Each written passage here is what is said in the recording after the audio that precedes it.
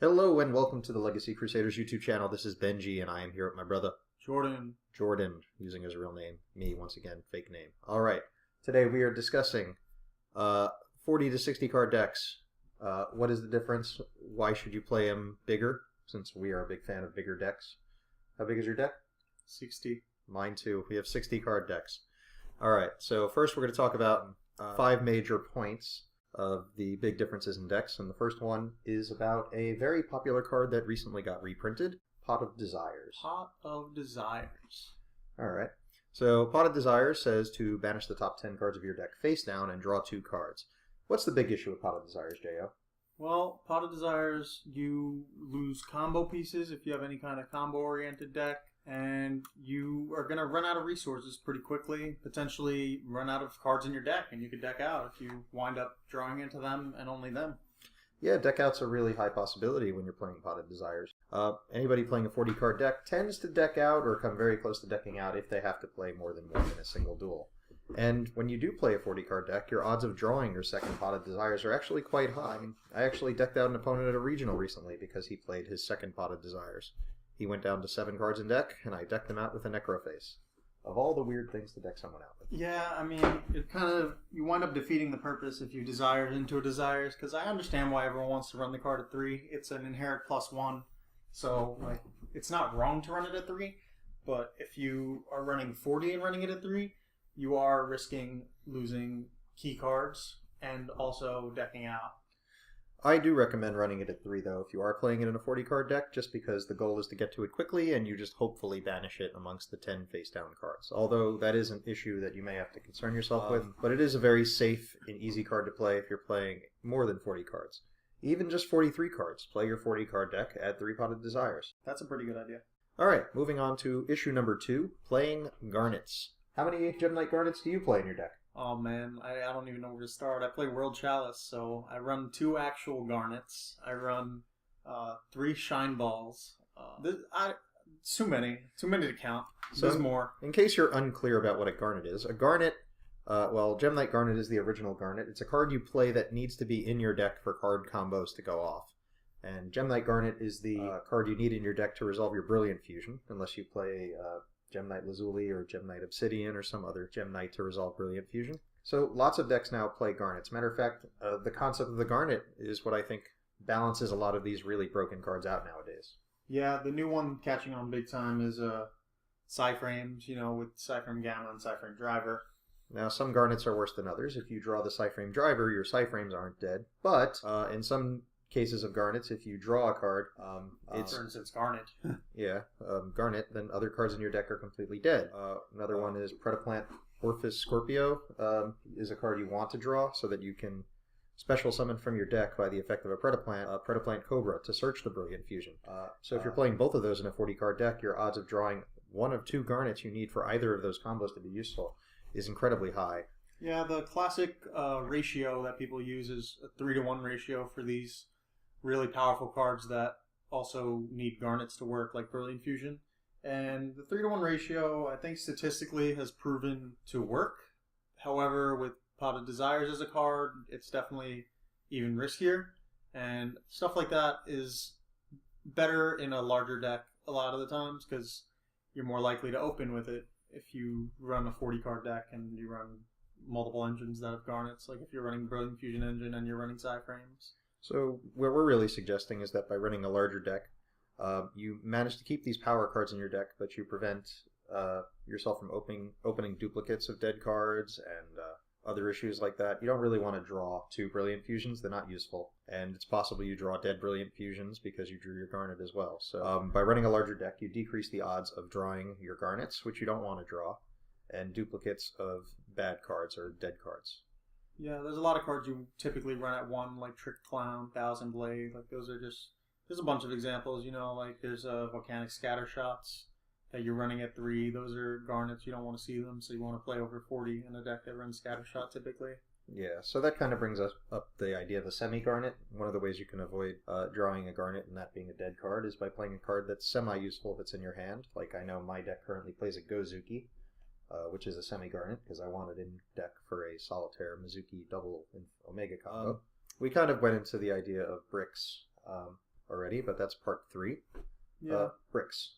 Well, bricks go hand in hand with semi-garnets in a lot of ways. Like, for instance, the best example I could give is, I know not a lot of people are that familiar with Infernoids, but they are great. It's a great deck. However, if you have too many monsters, they're like the ultimate semi-garnets. You need to get monsters to progress your game state, but you want to draw the power spells to get to the monsters.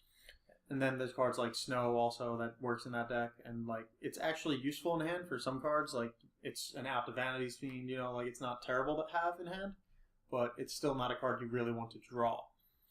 Yeah. So additionally, currently our format is heavy hand traps, and multiple copies of the same hand trap is kind of useless. They prevent your opponent from getting started, but you just can't stop them twice with the same hand trap in a given turn. You can't droll someone twice in the same turn. You can't ash them twice. You can't ogre them twice. You can technically gamma someone twice, but with them occupying space on your field, that's not likely to happen. Yeah, I've always been pretty obsessed with running my hand traps at 2 instead of 3, which I don't know if it's necessarily better, but it definitely feels less foggy. And, gamma is not one you should really do that with because of how you need to run driver. So if you're running 2-to-1 ratio there, you're a lot more likely to hit the driver before the gamma than if you're running 3-to-1. So that's one where I wouldn't do it. But another thing is if you're playing a 60-card deck, which we haven't really discussed specifically, you might be playing things like Lightsworn Wolf, who is a complete dead draw in your hand. So by running a larger deck, you avoid drawing into a completely unplayable card. Yeah.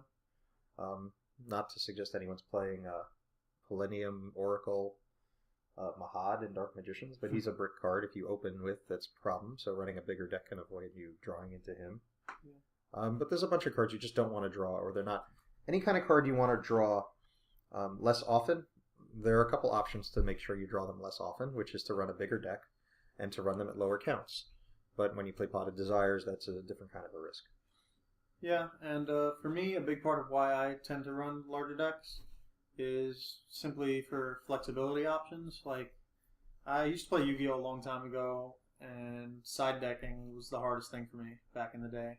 Just because if you're running 40, you overside or you underside too much. I know my roommate got screwed in the regional for siding in too many artifacts into his 40-card deck, and it was just, when you're running 60, you could not only have more side options in and out, but you also could have more flexibility in the deck in general, in the main deck. Alright, so there was an old video I saw, I think it was on Glasgow's channel, and he did an interview with Ryan Levine, and there was a discussion of running a 60-card deck, and had to do with everybody was playing 3 strikes at the time, and he was saying there was like no substitute for ratios to put in a 4th Solemn Strike. Or something similar. There wasn't really another card you can put in to make your 5th trap or a 6th trap if you needed it. But I find these larger decks give you a little bit of flexibility in the sense you don't have to play 3 of a card. You can play 4 cards that accomplish the same thing that are a little different, giving you a little bit more options. I don't know if that's really a great thing about a 60-card deck, but it is the idea that if you're going to play a bigger deck, you do need to fill your deck with something, and it could be copies of cards you never figured you'd put in your deck just out of space, or some other things. Like I think originally when the Zodiac Fusion Sub combo came out, a lot of people were like, what card do I pull for my Fusion Substitute? And I'm like, you're going plus, just throw in a Fusion Substitute. Don't mess with your main deck at all. Play a 41st card. Alright, so yeah, we've kind of discussed flexibility. Side decking, we mentioned a little bit that it's really difficult to side with a really small deck. Another thing I do want to mention is I feel like if you're going to run a Kaiju package, it's rarely good, or I mean, it's worked in the past in decks that are 40 cards, but I feel like typically those are 1-card engine decks, like Zoo when it was unbanned, and like Invoked could run it, but most decks aren't ran off 1-card engines, and then Kaijus in the main are very hard to squeeze in appropriately. They just either take up too much and clog, or it just usually takes up too much and clogs. Whereas if you play a larger deck, instead of maining your deck for going first or going second, you can main your deck to kind of go more central. Yeah.